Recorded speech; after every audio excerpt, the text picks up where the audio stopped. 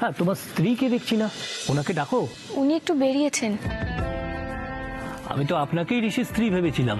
ভুল ভেবেছেন স্যার, আমি ওনার স্ত্রী নই, এ বাড়ির আশ্রিতা। স্যার আপনি তো একটাও মিষ্টি খেলেন না, খান না। ওনার স্ত্রী এই তো চলে এলো বলে। দীপদা, বৌদিকে একবার ফোন করে দেখো না কত দূর আছেন। ফোন? হ্যাঁ, ফোন তো একটা করাই যেতে পারে। আসলে উনি শপিং এ গেছেন তো, তাই বোধহয় দীপদা ডিস্টার্ব করতে চাইছেন না। আরে না না, ডিস্টার্ব করা একদম উচিত নয়।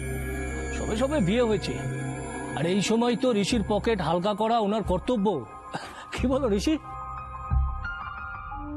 নাটক তো জমে উঠেছে, আর এতে আমার কোনো পাঠ থাকবে না তা কি হয়? নমস্কার, আমি ঋষির দিদি রোশনি। নমস্কার নমস্কার। আমি একটু আগেই চলে এসেছি আপনাদের বাড়ি। আশা করি আপনাদের অসুবিধায় ফেলিনি। হে ভগবান, রোশনিদি আবার সত্যিটা না বলে দেয়। না না, সে কি, শুধু শুধু অসুবিধায় কেন ফেলবেন? তুমি নিশ্চয়ই ওনার খুব আদর আপ্যায়ন করেছো। ভাইয়া তো খুব খুশি হয়েছে, তাই না? আমি বৌদিকে একটা ফোন করে আসছি। স্যার আপনারা কথা বলুন, হ্যাঁ আমি আসছি।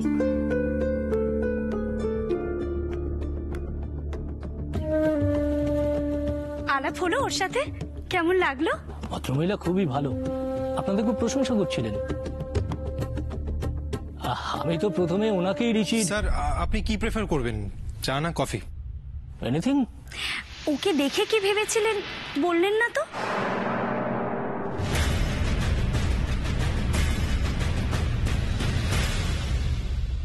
এত বড় সাহস ওদের! আমাকে আমাকে ঘরের মধ্যে বন্ধ করে রাখে। কি ভেবেছে আমাকে আমাকে শাস্তি দিয়ে যাবে, দিনের পর দিন অত্যাচার করবেন, আমি মুখ বুজে সহ্য করবো? কিছুতেই না। কি ভেবেছে কি আমার ফোনে ব্যালেন্স নেই বলে আমি আমি কাউকে কিচ্ছু জানাতে পারবো না? না, 100তে ফোন করতে তো আর টাকা লাগে না। আমি যদি ওদের সবাইকে জেলের ঘানি না টানিয়েছি, তাহলে আমার নামও বর্ষা নয়।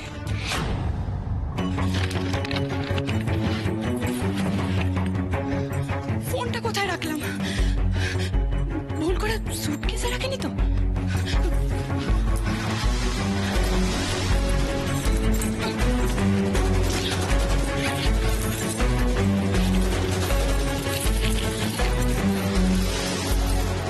কি হলো? এই ব্যাগে তো একটা মাত্র 500 টাকার নোট ছিল, কোথায় গেল? কুনাল কাল রাতে আমার সুটকেসে হাত দিয়েছিল আর বলছিল ও নাকি ঘুমের ঘরে করেছে। তার মানে ও আমাকে মিথ্যা কথা বলেছে।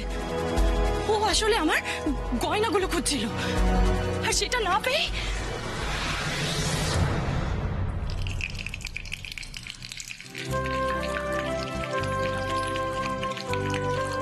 তুমি সরো, আমারে দাও। আরে দাও না আমাকে, আমার একটু দেরি হবে কাজটা করতে, দাও আমি করি, দাও।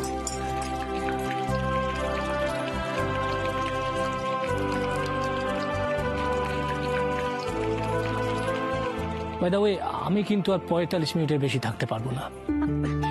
সে কি স্যার, আপনি এত তাড়াতাড়ি চলে যাবেন? বাড়ির সবার সঙ্গে তো ঠিকমতো আপনার আলাপও হলো না। কি আর করি বলুন, এর থেকে বেশি দেরি করলে তো আবার। বাই দ্য ওয়ে ঋষি, তুমি একটা কাজ করো, তোমার স্ত্রীকে একটা ফোন করো, আর যদি তাড়াতাড়ি চলে আসতে পারেন তাহলে ওনার শপিংও শেষ হবে না, আর আমার সঙ্গে ওনার দেখাও হবে না। স্যার, আসলে আপনি তো সন্ধেবেলায় আসবেন বলেছিলেন। ঠিক আছে, আমি ফোন করে দেখছি স্যার। ওকে।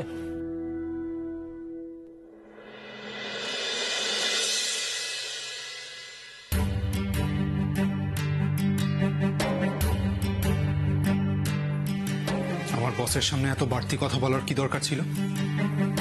উনি এখন অপেক্ষা করে আছেন আমার বউয়ের সঙ্গে দেখা করবেন বলে। কি বলবো ওনাকে আমি? আপনার মনের স্বাদ মিটিয়ে আমাকে অপমান করা হয়ে গেছে তো? এবার আমাকে বলুন, আধ ঘন্টার মধ্যে সে কি উড়ে আসবে?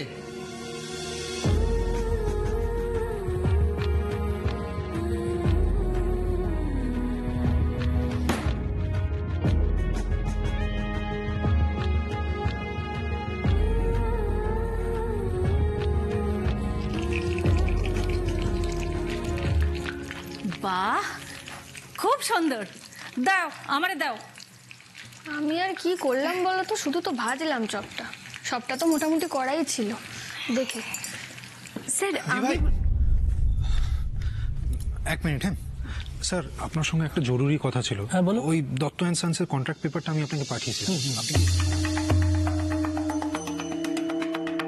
তুই বকুলের প্রসঙ্গটা এড়িয়ে যেতে চাইছিস তো?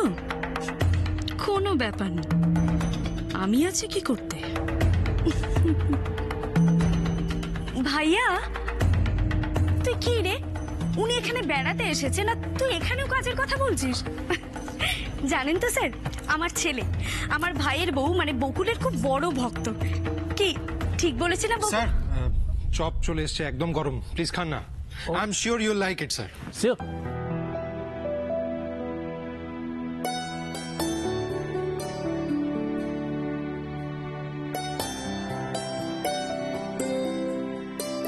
এক্সেলেন্ট, দারুণ বানিয়েছেন তো। আমি শুধু ভেজেই এনেছি চপগুলো, ওই চপের পুর বাকি সব কাজ তো কাকিমণি করে রেখে গেছিলেন। আমি বাইক চালানো ছাড়া আর কোনো কাজ পারি না।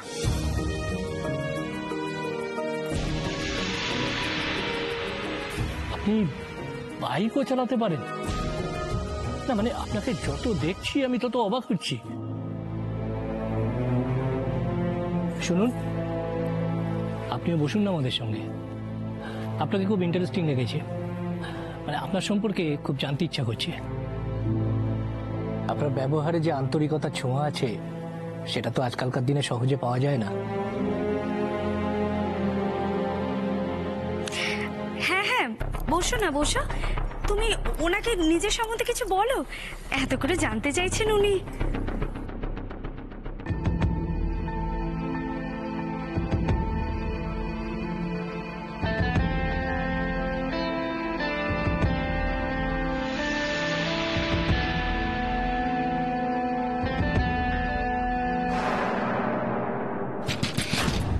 দরজাটা খুলুন, প্লিজ দরজাটা খুলুন, দরজাটা খুলুন।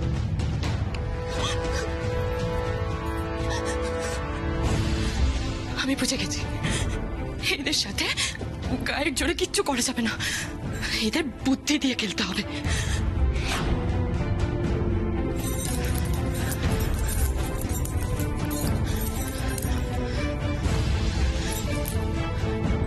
পিসিমা, ও পিসিমা, আমার ভুল হয়ে গেছে, প্লিজ আমায় ক্ষমা করে দিন।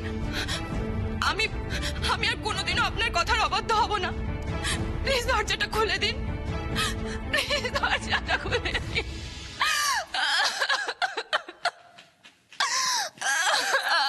এই, শিক্ষে হলো তো? খুব ডানা মেলেছিলে তাই না? এবার বুঝতে পেরেছো কত ধনে কত চাল? হ্যাঁ, এবার সেটা আমি আপনাকে বোঝাবো। আপনার সঙ্গে কথা বলে মজা আছে, আপনি একজন ইন্টারেস্টিং মানুষ, কিন্তু আপনার নামটা। ছোট বৌদিমণি, আর কিছু কি লাগবো?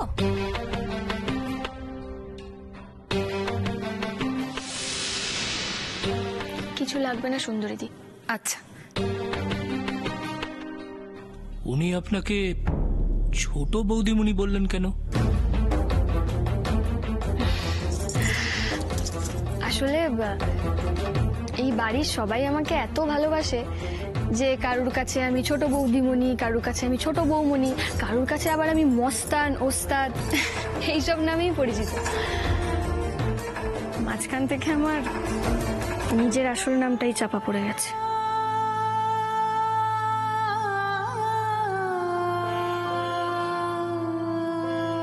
কেন নিজেই নিজেকে কষ্ট দিচ্ছ বৌদি? আপনাকে উস্তাদ, মস্তান এসব বলে ডাকে? Very interesting. আমার ছেলেই তো ওকে ওস্তাদ বলে ডাকে। কি বলো? আসলে স্যার আমাদের তো মফস্বলে বাড়ি, বুঝলেন তো,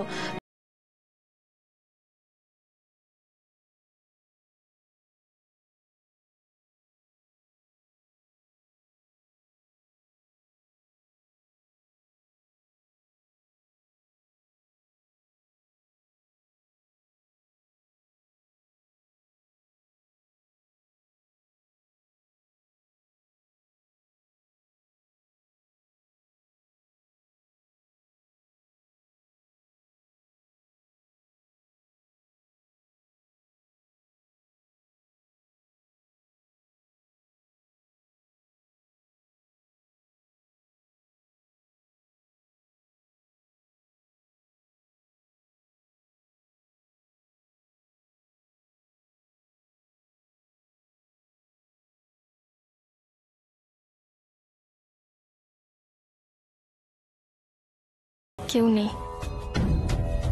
আমরা দুই বোন, আমি আর আমার দিদি। আমি যখন ক্লাস 12-এ পড়ি তখন হঠাৎ করে আমার বাবা মারা যান।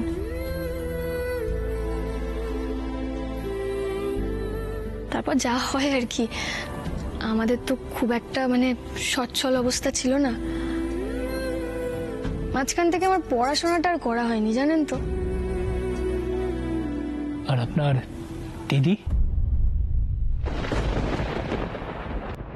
ওর দিদি তো আমার দিদি মাস্টার্স করেছে, খুব ভালো রেজাল্ট করেছে।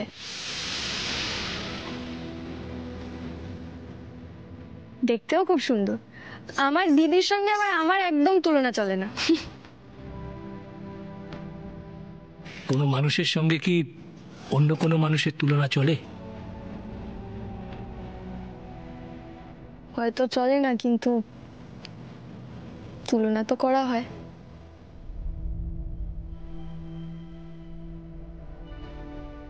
আমার সঙ্গেও আমার দিদির খুব তুলনা করা হতো, জানেন তো। মানে আমাদের ওই পাড়ার সকলে বলতো, আরে দিদিকে দেখে শেখ, মানে এরকম ছেলেদের মতো হাবভাব নিয়ে ঘুরলে তো তোর কোনোদিনও বিয়েই হবে না।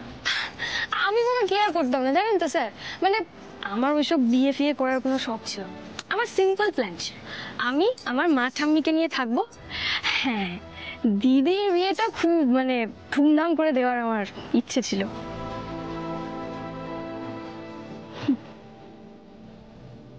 আমার ভাগ্যের এমন পরিহাস দেখুন, কোথা থেকে যে সব উল্টে পাল্টে গেল। আমার ওপর যত রাগ ছিল সবটা আজকেই বের করতে হলো। জানি না বকুল, আর কি কি বলবেন আপনি আমার বসকে? চুপ করে গেলেন কেন, বলুন না। আর কি, হঠাৎ করে একদিন আমার বিয়ে হয়ে গেল। আসলে যার সঙ্গে আমার বিয়ে হয়েছিল তিনি আমাকে পছন্দ করেন না, অন্য কাউকে পছন্দ। তারপর যা হয় আর কি। বৌদি,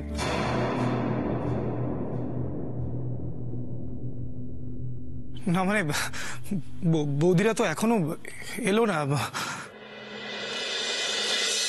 এই তো মেঘ না চাইতেই জল। এভাবে এগোতে থাকলে বকুলের মুখ দিয়ে একসময় না একসময় বেরিয়ে যাবে যে বাড়ির বউ হওয়ার কথা ছিল বর্ষার। আর এটা যদি একবার মুখ ফসকে বেরিয়ে যায়, ভাইয়ার অবস্থাটা দেখার মতো হবে। তারপর কি হলো? মানুষ আসলে বাইরের চাকচিক্যটাই দেখে, কেউ ভেতরটা দেখার প্রয়োজনই বোধ করে না। আমার বড় তাই করলো, জানেন। 1 বছর কোনো রকমে আমার সঙ্গে কাটিয়ে তারপর আমাকে ছেড়ে চলে গেল। তার জন্য অবশ্য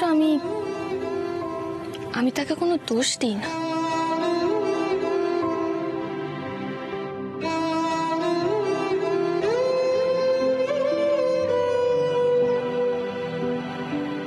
পৃথিবীটা বড্ড জটিল, জানেন। আর মানুষ হচ্ছে তার থেকেও জটিল একটি প্রাণী। আমিও ওনার চলে যাওয়াটা মেনে নিলাম, কিন্তু এখন এখানে এদের আশ্রয় এসে আমি কিন্তু খুব ভালো আছি, নতুন করে বাঁচার আশা দেখতে পাচ্ছি।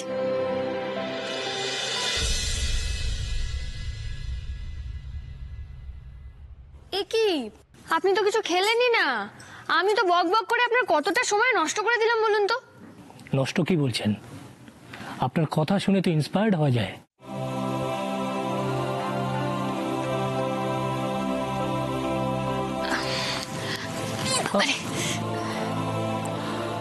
আজ আমি আপনাকে কিছু দিতে চাই। আমাকে? মানে স্যার, আমি তো। প্লিজ না করবেন না, আপনি নিলে আমার ভালো লাগবে। স্যার, উনি যখন নিতে চাইছেন না তখন ছেড়ে। প্লিজ ঋষি, আমাকে না করো না। হ্যাঁ, উপহারটা আমি তোমার স্ত্রীর জন্যই এনেছিলাম। নেক্সট টাইম যখন আসবো তখন না হয় আবার নিয়ে আসবো।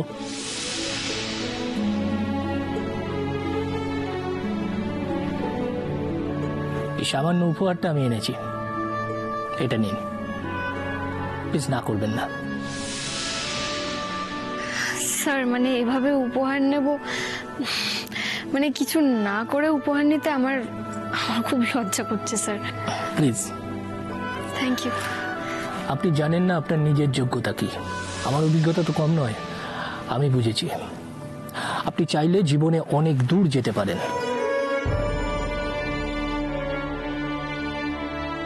এটা আমার কার্ড, যদি কখনো প্রয়োজন মনে করেন নির্দ্বিধায় ফোন করবেন, আমার ভালো লাগবে। আসি ঋষি, তোমার বাবা মা স্ত্রীর সঙ্গে তো দেখা হলো না, নেক্সট টাইম। নমস্কার। নমস্কার। আসুন স্যার, আসুন। চলো।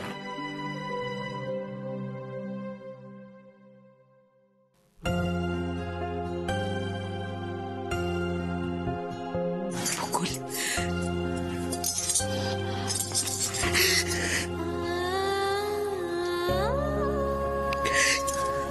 কি দিয়ে তৈরি তুমি?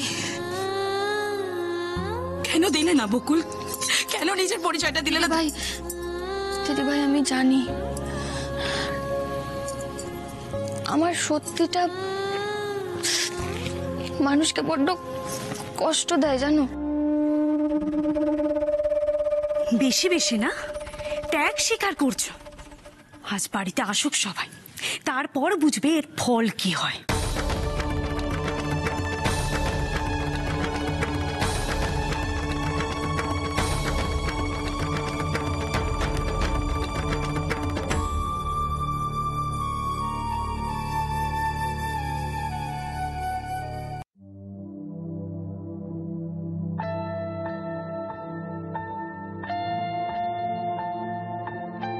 স্যারের সামনে ওই কথাগুলো বলার মানেটা কি? আমি কি একবারও বলেছিলাম যে আপনার সঙ্গে আমি স্যারের আলাপ করাতে চাই না? না বলেননি, কোনো খারাপ উদ্দেশ্য নিয়ে আমি কথাগুলো বলিনি।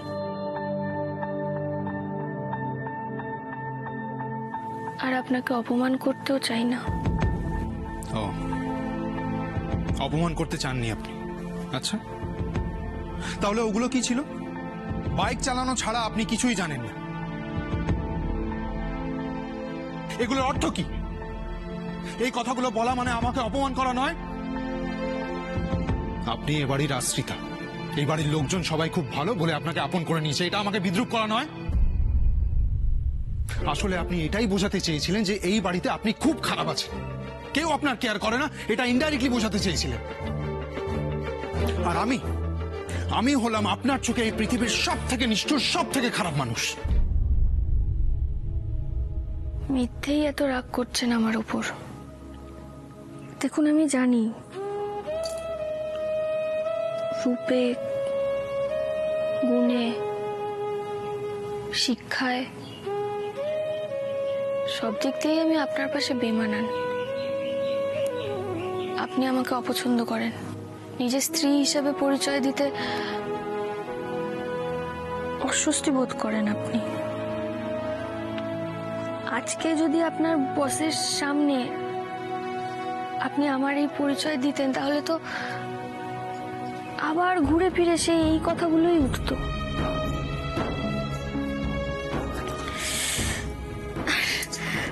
আর কি অদ্ভুত ব্যাপার জানেন, আমি যতদিন এই বাড়িতে থাকবো ততদিন এই কথাগুলো উঠবে, আর আমাকেও মুখ বুঝে সবটা মেনে নিতে হবে। এইসব বলে তো আপনি আবারও প্রমাণ করতে চাইছেন যে আমি হলাম স্বার্থপর, অবুঝ, আর আপনি হলেন মহান। বাহ, আমার অন্যায় ব্যবহার সহ্য করেও শুধুমাত্র আমার ভালোর জন্য আপনি আমার সঙ্গে আছেন, রাইট? এত জটিল করে কখনো ভাবিনি জানেন। যতদিন এই বাড়িতে আমার দরকার আছে ততদিন থাকবো, যখন প্রয়োজন ফুরিয়ে যাবে চলে যাব। আমি তো হাজার চেষ্টা করেও আর যাই হই না কেন কোনোদিন তো আমার দিদির মতো হতে পারবো না। আমি জানি না তোর তোলের দিনের কথা আদৌ মনে আছে কিনা। আপনাকে বললাম না আমাকে ছেড়ে কোথাও যা। আই লাভ ইউ তার মানে আপনিও সেদিন বর্ষার কথাটা শুনে ফেলেছিলেন?